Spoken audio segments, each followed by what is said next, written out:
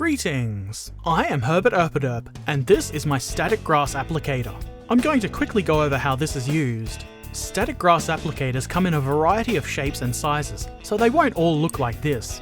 I got mine from eBay a few years ago. It was reasonably priced, something like $30. I'm pretty sure it was made by a hobbyist running a little cottage industry or something. There are much more expensive versions available. You can also build them yourself. I will include a link to a video on that subject here. Okay, so this static grass applicator consists of this plastic cup.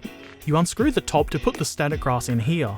You can also see that there is a little bit of grass left in here after I used it the other day. You can see a wire connected to the mesh on the bottom of the grass cup.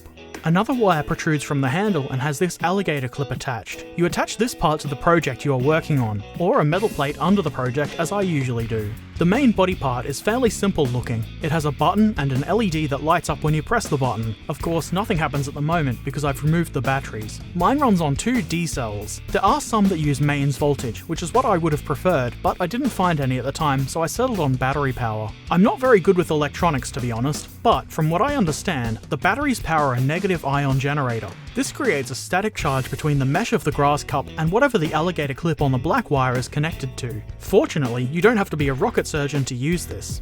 I'll do a quick demonstration using some scrap cork as a base. This is quite messy, so you might want to put something on your work surface to catch the excess grass. I'm using a cardboard box because that was convenient. This is pretty simple. First, put your grass into the cup, in this case Woodland Scenic's burnt grass. Apply glue to the surface. I used PVA glue. You can use other glues, though it's probably best to stick with slow drying glues like PVA. You then need to attach the black wire to the surface on which you want grass. You could attach the alligator clip directly to the piece that you're working on, though that is likely to cause damage. Another method is to stick a pin into the glued surface and attach the alligator clip to that. The disadvantage to this is that the pin can be a hindrance and the surface might not be suited to having pins stuck into it in the first place. Also, you should probably make sure that your piece is being held securely. Of course, I don't because I am a numpty.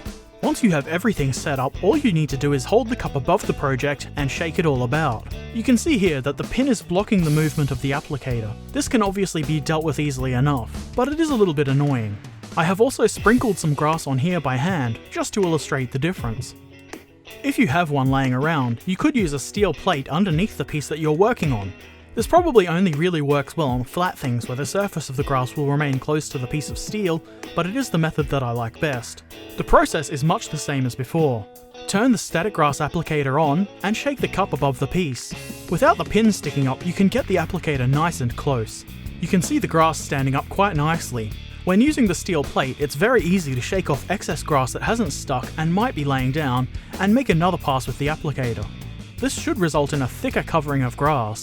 The grass might not all stand up perfectly straight, and that's okay. It's still going to look much better than just sprinkling the grass on top of the glue.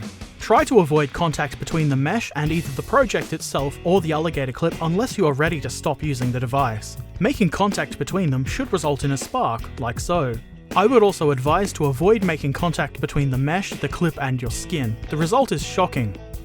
Seriously though, it hurt, and it might be dangerous to those with heart issues. Here we have the final results. You can see on the first one I did with the pin sticking out that the grass is a little bit thinner because I only did one pass. Also, you can see the very big difference between the grass from the applicator and the grass I simply sprinkled onto the cork.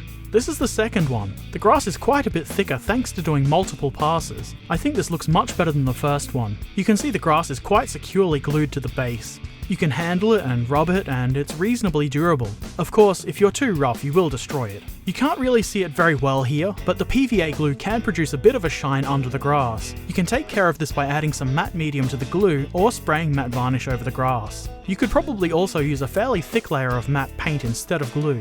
This is definitely a very useful tool to have. I found it really useful when basing models. If you plan to use more than the tiniest bit of static grass, I would definitely recommend purchasing one. Of course, I would also suggest doing your research before purchasing one. I would think a cheap version is just as good as the expensive one. I do remember seeing one priced at about £130, which after conversion to Australian dollars would be simply ridiculous. You can find them much cheaper. I'm sure there are many more in-depth static grass applicator related tutorials out there, both in their usage and construction. But I hope this brief overview has been helpful for you. As usual, don't forget to subscribe if you would like to see more videos like this, and leave any comments or questions below, or on Facebook or Twitter. Thanks for watching.